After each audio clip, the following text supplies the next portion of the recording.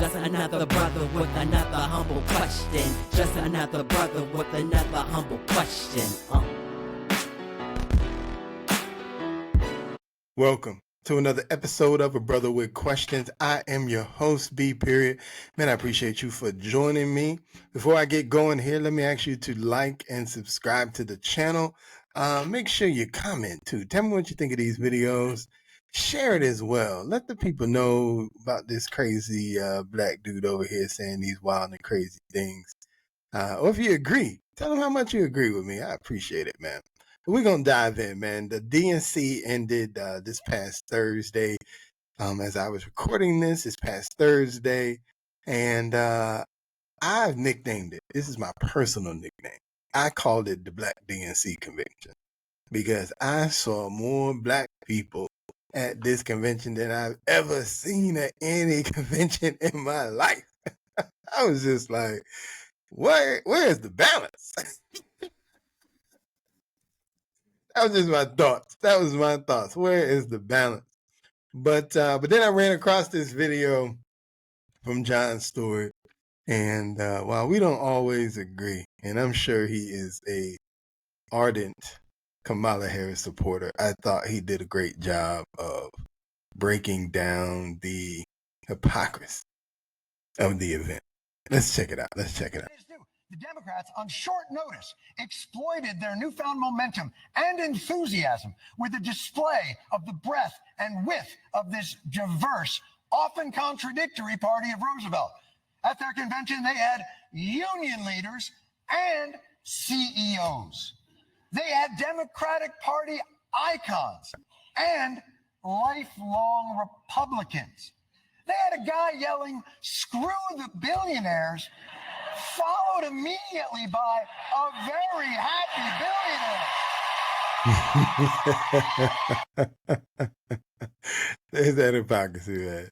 It's, and again, to me, my whole thing is own who you are.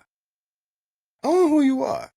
Chris Cuomo, side note, had a video where he recorded all of the corporate people who purchased the suites at the convention. I'm not sure where the actual event was held, but at the center, and how each one of those corporate donors paid anywhere from $500,000 to possibly $1 million, or maybe even more. Who knows? To basically own one of those suites. But here's the thing. But they want to tell us that they're different. They want to tell us that we're not like the RNC. The RNC had the exact same thing. I am sure that they had the same corporate sponsors paying $500,000, millions of dollars to be in the suites to watch their event too. But no. We're different. Yeah, give me a break.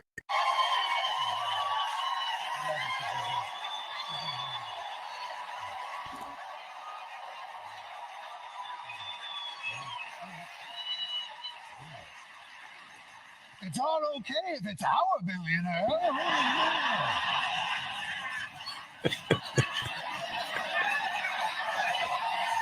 I don't like billionaires, but he's all right. They had guys making fun of people for going to Yale, and a bunch of people who went to Yale. They had Barack Obama.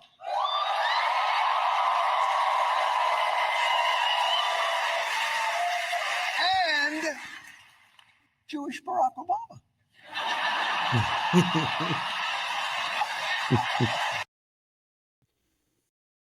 For those that don't know, that's John Shapiro. Everybody, even prior to this, they talk about how he speaks with the cadence of Barack Obama, they say.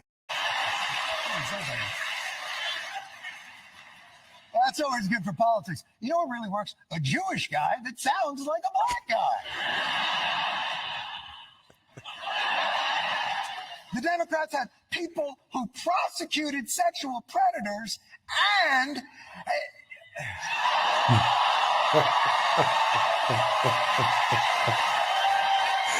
Yes, the president has had his issues.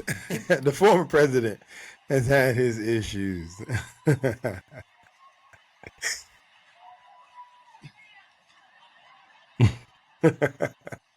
Even he knew. There goes that booking. That was big. That was far.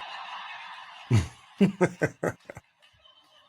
had Black Americans, Hispanic Americans, Asian Americans, gay Americans, Jewish Americans, Palestinian Well,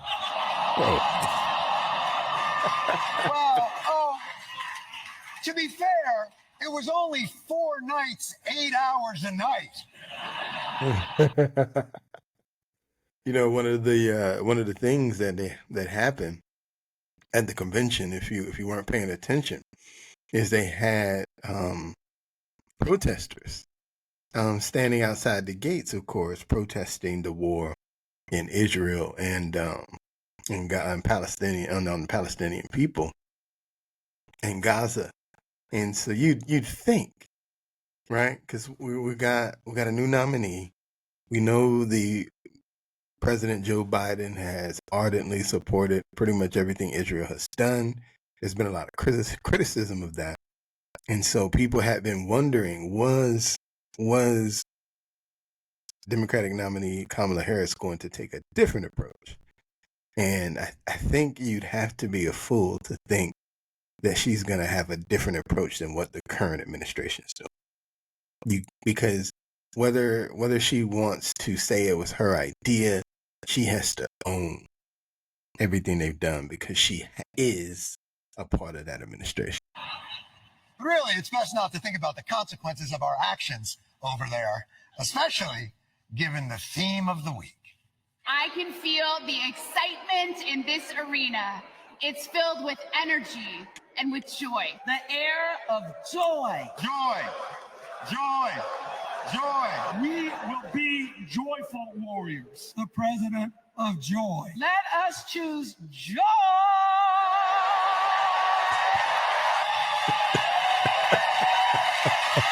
Yes. Gotta be kidding me, Oprah. Oh, it was joyful. For a convention. I know what real joy looks like because I've watched Oprah on her show. You thought people were happy to see her endorse Kamala Harris. You should see what they do when she gives them lip liner. People want this. It's the Sony Bible.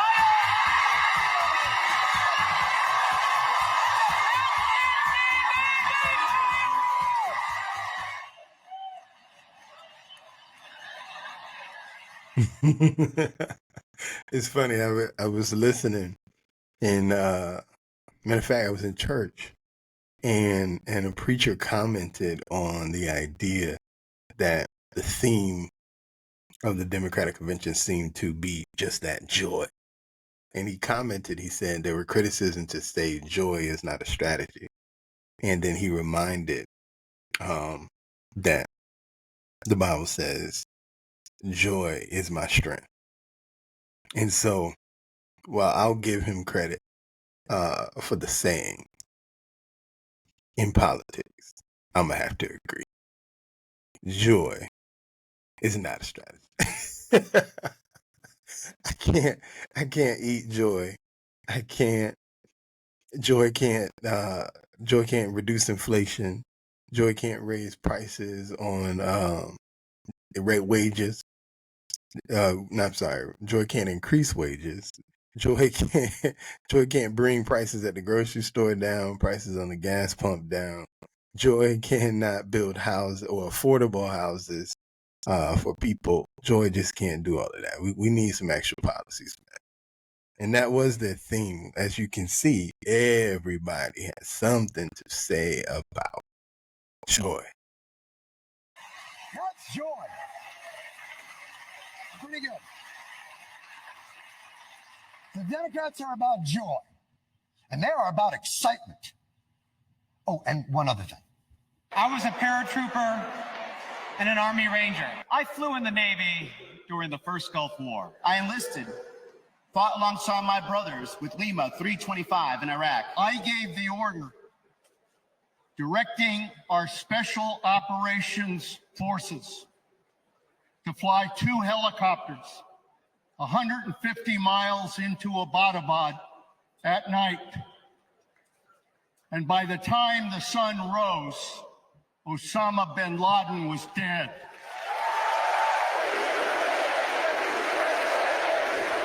USA. Gotta love USA, right? In America. That's right, these are the new Democrats, man. They lead with joy and compassion and acceptance. And oh yeah, we will.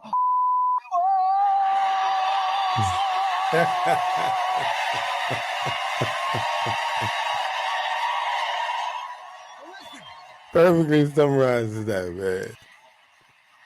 Whatever you're feeling, go with it. Whether that feeling is joy or perhaps relief at having a chance when you had none is exhilarating. And the Democrats were hitting all the right notes. The cameraman? Not so much. When a house is on fire, we don't ask about the homeowner's race or religion. No. We just try to do the best we can to save them. And if the place happens to belong to a childless cat lady,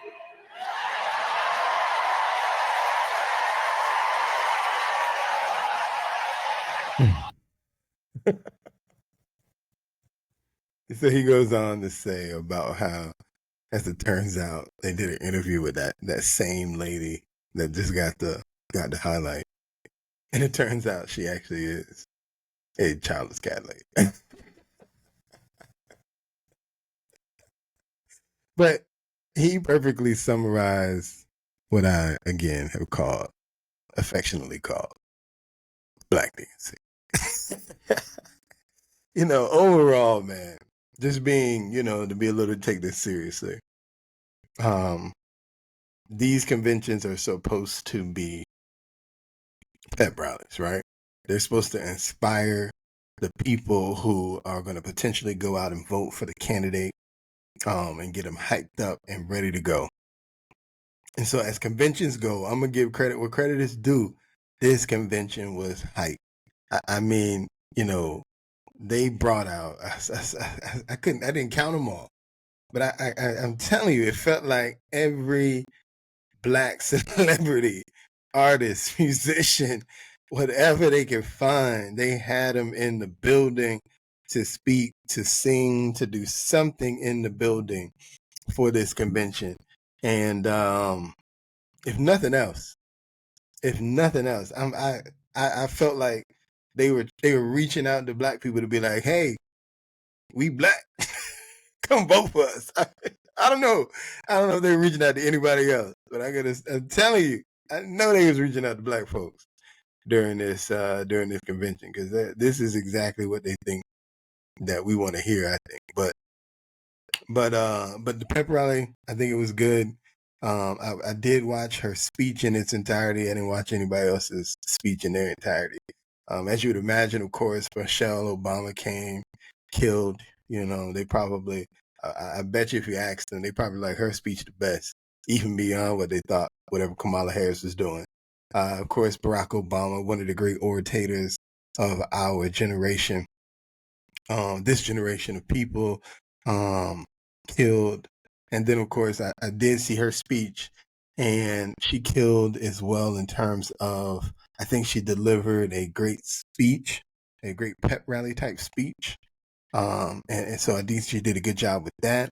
For me, when my criticisms come in, is I didn't hear enough about what she was going to do as president, or what she was going to advocate for as president.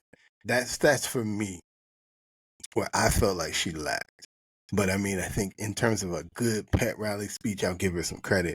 I thought it was a good pep rally speech for, if you loved her, that speech wasn't going to change. I think that speech was going to make you love her more. If you're looking for more from her, like myself, I think that speech you felt lacking. And so that's where I think, in my opinion, she still needs to do better, is to connect with people like myself who are already on the, I guess. I'm not really on the fence, but at least I'm waiting to hear how she's going to be drastically different, to really give my consideration, to say yay or nay. I'm giving her the opportunity to blow me away, and she has yet to do that. And that's my biggest criticism. I'm waiting for her to blow me away with something, and she hasn't done it. Because right now, she is, and even when you go to her campaign website, so before y'all tell me to go, well, look on the website. Her website don't say nothing about what she believes. All her website does is tell you about her, Tim Walz, and the first thing you're going to see is hit the donate button. So she raising money. So that's what she's doing. But so I'm waiting for that real serious policy conversation. This is the policy I support. This is how I think we get to that policy. And I think she owes that to people if she truly wants to be taken seriously as president. I understand everything is a negotiation. I understand that she may present an idea, bring it to Congress, and Congress may not be able to come together to bring it to fruition. Get it. I understand how the system works. I understand that this system is broken right now. So just getting something to the table is hard enough in itself because everybody's on their boxes, their soapboxes, and nobody's getting off. Fine, I get that. But if you want to be in the highest office, you should at least be able to articulate what that policy is and how in your mind we get there. Instead of giving ideas of a policy with no specifics whatsoever. As I said, when you go to her campaign website, the first thing you're going to see is the donation button. You got to close the donation button just to get to the part that tells you, I am Kamala Harris. Here's my background. Here's what I've done in the past. I am Tim Walz. Here's my background. Here's what I've done in the past. And then the next button says donate, buy some stuff. Here's how you can volunteer. Policy. And I've been listening to a lot of pundits, and some people are saying the goal and the strategy is the Obama strategy, is to basically sell people hope and change without really telling them how you get to hope and change. And I know that's not her wording, but that's her concept because, again, she hasn't really gave details on policy. She's done a great job of telling me how much she hates Donald Trump, how much Donald Trump is going to be bad for the country, how much Donald Trump is going to ruin the country. In her opinion, she's done a great job of that. She said that 1,000 times over. You know, there was a stat that I was looking at that said they mentioned Donald Trump like almost 400 times during the DNC from day 1 to day 4, whereas they mentioned Kamala Harris less than 100 times at the RNC. So this is clearly the strategy. Let's tell people how bad Donald Trump is, and because they'll think he's so bad, they'll vote for us. I got news for him. That might work on some people. But there's a lot of us, and I feel like there's a lot of us like myself going, you're going to have to do better. We get it. He's not the greatest man in the world, right? He's not going to win Father of the Year, perhaps. He might not even win Man of the Year, perhaps. But he is the nominee. People are going to make a decision about him one way or another. And in my opinion, the best way to knock him off his high horse is to bring policy to the table with tangible solutions to get to those policies and then let people judge for themselves. But I don't think y'all got it. Bad man strategy ain't gonna work. And on that note, I'm out.